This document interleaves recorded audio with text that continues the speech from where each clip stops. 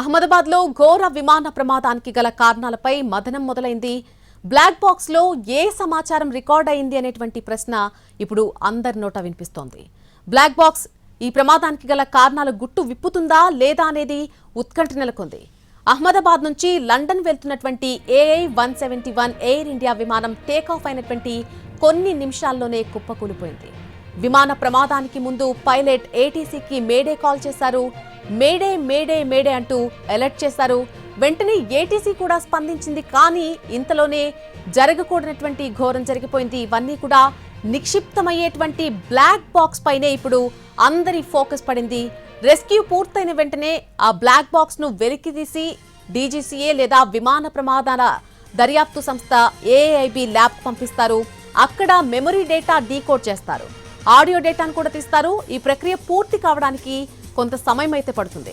అయితే విమాన ప్రమాదాలు జరిగిన తర్వాత విచారణ సమయంలో కీలక పాత్ర పోషించేదిగా ఈ బ్లాక్ బాక్స్ ని చెబుతూ ఉంటారు. గతంలో ఎన్ని ప్రమాదాలు జరిగినప్పుడు కూడా ఆ ప్రమాదానికి కారణాలేంటి అనేది ఈ బ్లాక్ బాక్స్ ద్వారానే వెల్లడైనటువంటి పరిస్థితులు మనం గతంలో కూడా చూసాం. దీనివల్లనే అసలు విమాన ప్రమాదం ఎలా జరిగింది అనేది బయటకు వస్తుంది.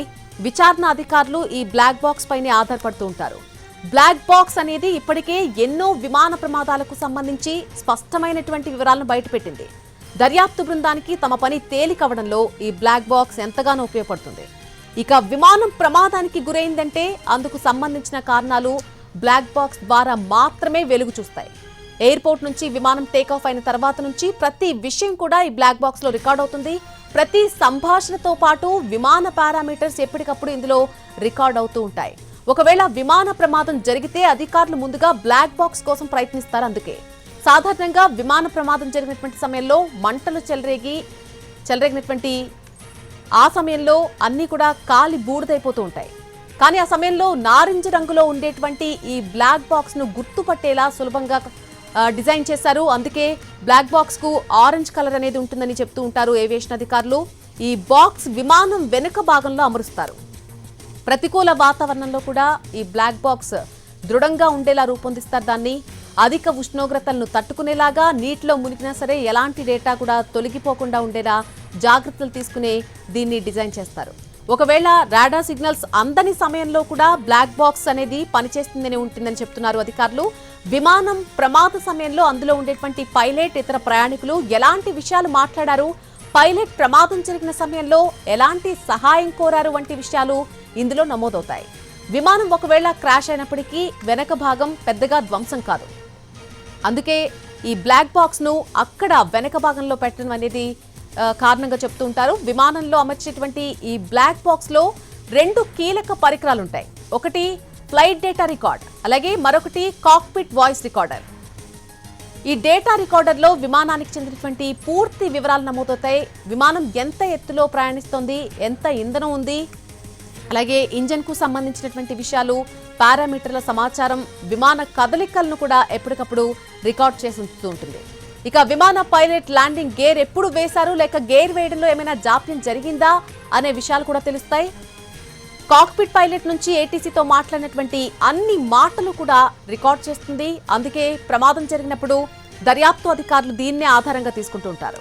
ప్రమాదం జరిగినప్పుడు ప్రాథమికంగా వివరాలు తెలుసుకున్నా పూర్తి దర్యాప్తు కోసం అయితే మాత్రం బ్లాక్ బాక్స్ ను ఖచ్చితంగా ఆధారంగా చేసుకుంటారు.